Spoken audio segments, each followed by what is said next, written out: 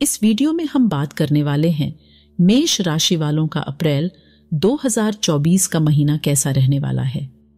आपका पैसे के मामले में, प्यार के मामले में और स्वास्थ्य के मामले में ये महीना कैसा रहेगा। तो चलिए, सबसे पहले अनुरोध है कि वीडियो को लाइक कर दीजिए और ध्यान से सुनिए। मासिक राशिफल 2024 के अनुसार यह महीना मेष राशि के जातकों के लिए शुभ और अशुभ दोनों प्रकार के परिणाम लेकर आएगा। आपकी आमदनी अच्छी होगी, लेकिन खर्चे भी साथ साथ बढ़ेंगे, इसलिए आपको आर्थिक तौर पर थोड़ी चिंताएं परेशान करेंगी। स्वास्थ्य में गिरावट आपकी परेशानी की सबसे बड़ी वजह बन सकती है। आपकी मानसिक क्षमता बढ़ेगी, बड़े बड़े निर्णय भली प्रकार से ले पाएंगे, व्यापार में सफलता मिलेगी, नौकरी में मेहनत का लाभ मिलेगा, किसी से कहासुनी हो सकती है। प्रेम संबंधों के लिए समय तनावपूर्ण रहेगा, जबकि वैवाहिक जीवन में प्रेम भरे पलों की प्राप्ति होगी और जीवन साथी से निकटता का एहसास होगा। विदेश जाने में कामयाब हो सकते हैं। खर्च अधिक होगा। जो पहले से ही विदेश में हैं, उन्हें वहां पर अच्छी सफलता प्राप्त होगी। पारिवारिक जीवन सुकून से भरा रहेगा, हालांकि किसी से कहासुनी भी हो सकती है। अब आइए जान लेते हैं कार्यक्षेत्र के मामले में ये महीना कैसा रहने वाला है। करियर के दृष्टिकोण से यह महीना अनुकूल रहने की संभावना है। दशम भाव के स्वामी शनि महाराज एकादश भाव में विराजमान रहकर आपको अपने कार्य क्षेत्र में मजबूत स्थिति प्रदान करेंगे। आप मन लगाकर मेहनत करेंगे और मेहनत करने से पीछे नहीं हटेंगे। इसका आपको यह लाभ होगा कि नौकरी में आपकी स्थिति प्रबल होगी। आप जिस काम को भी करेंगे पूरी मेहनत और ईमानदारी से अंजाम तक पहुंचाएंगे। छठे भाव के स्वामी बुध महाराज आपके प्रथम भाव में महीने की शुरुआत में रहेंगे और वहां से वक्री होकर 9 तारीख को मीन राशि में द्वादश भाव में चले जाएंगे, जिससे आपके कुछ विरोधी आपको परेशान कर सकते हैं, लेकिन आप अपनी मेहनत से अपनी जगह बनाने में सफल रहेंगे।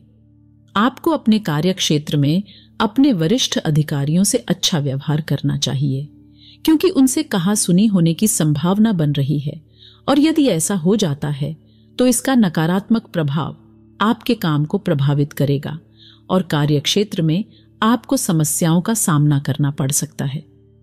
व्यापार करने वाले जातकों को विदेशी संपर्कों का लाभ मिलेगा, जिससे व्यापार में उन्नति होगी और नए नए अवसर आपके सामने आएंगे, जिन्हें अपनाकर आप अपने व्यापार को एक सही दिशा में उन्नति प्रदान कर सकते हैं।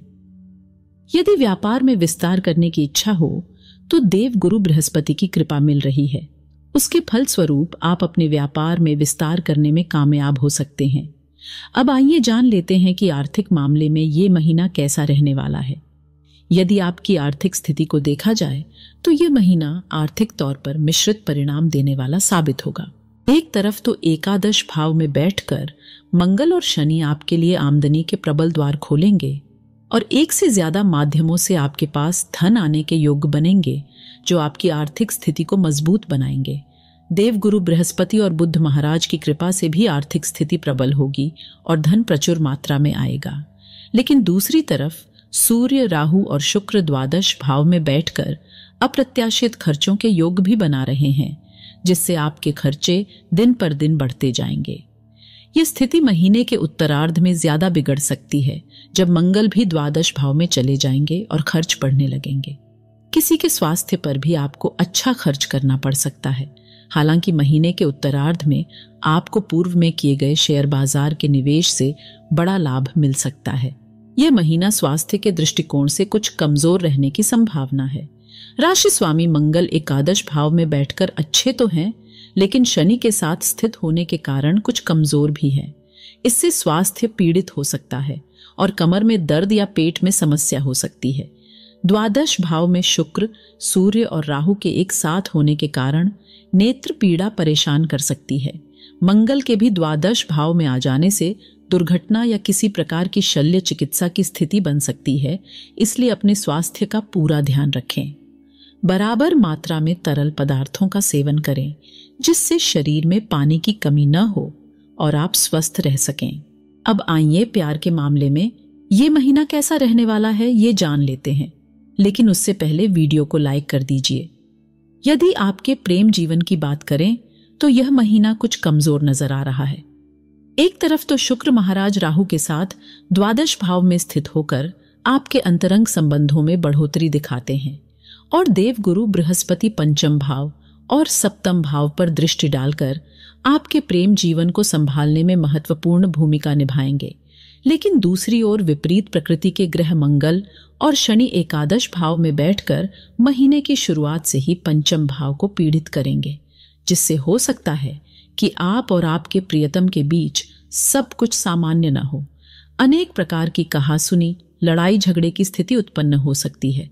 हालांकि 23 अप्रैल को जब मीन राशि में मंगल गोचर करके आपके द्वादश भाव में चले जाएंगे तो इन स्थितियों में कुछ कमी आएगी और आप अपने प्रेम को एक सही दिशा देने में कामयाब रहेंगे। आप चाहें तो अपने अपने विवाह की बात भी कर सकते हैं। अविवाहित जातकों की बात आगे बढ़ सकती है और उनका विवाह हो सकता है, जबकि पहले से ही विवाहित जातकों की बात करें तो आपके लिए यह महीना शुरुआत में बहुत अच्छा रहेगा और बुध और बृहस्पति देव आपके सप्तम भाव पर अपनी पूर्ण दृष्टि डालकर आपके वैवाहिक जीवन की रक्षा करेंगे। जीवन साथी से आपसी प्रेम बढ़ेगा और आपसी सामंजस्य भी बहुत बेहतर रहेगा। लेकिन 23 तारीख से मंगल के आपके सप्तम भाव पर दृष्टि डालने और सूर्य के 13 तारीख से प्रथम भाव से सप्तम भाव पर दृष्टि डालने के कारण आप और आपके जीवन साथी के व्यवहार में कुछ बदलाव आ सकता है, जो आपके भी झगड़े की वजह बन सकता है। समय रहते इस स्थिति को संभालने से आप अपने वैवाहिक जीवन को आराम से व्यतीत कर सकते हैं। यह महीना पारिवारिक तौर पर वैसे तो शांत दिखाई देता है, लेकिन मंगल महाराज महीने के पूर्वार्ध में एकादश भाव से द्वितीय भाव पर पूर्ण दृष्टि डालेंगे, जिससे कुटुंब के मामलों में कुछ कड़वी बातें और कहासुनी हो सकती है। हालांकि द्वितीय भाव के स्वामी शुक्र महाराज महीने की शुरुआत में द्वादश भाव में राहु और सूर्य के साथ पीड़ित अवस्था में रहेंगे, लेकिन 24 अप्रैल को आपके प्रथम भाव में गोचर करेंगे, जिससे परिवार के लोगों का सहयोग आपको प्राप्त होने लगेगा और परिवार में थोड़ी समरसता लौटेगी। मंगल भी 23 तारीख को द्वादश भाव में चले जाएंगे, जिससे आपके परिवार में चल रही समस्याएं कम होंगी। इसके अतिरिक्त भाई बहनों का सहयोग आपको महीने भर प्राप्त होता रहेगा। आर्थिक, शारीरिक और मानसिक हर तरीके से वे आपकी मदद करेंगे और एक अच्छे भाई बहन होने का फर्ज निभाएंगे। माता पिता खुश रहेंगे, जबकि पिताजी को महीने की शुरुआत में कुछ शारीरिक समस्याएं परेशान कर सकती हैं, इसलिए उन्हें तवज्जो दें और जरूरत पड़ने पर चिकित्सक से संपर्क करें। अब आइए कुछ उपाय जान लेते हैं। आपको शनिवार के दिन गरीबों को भोजन कराना चाहिए।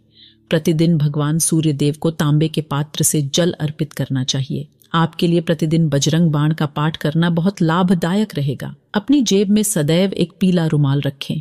इस वीडियो को सभी के साथ शेयर कीजिएगा। धन्यवाद।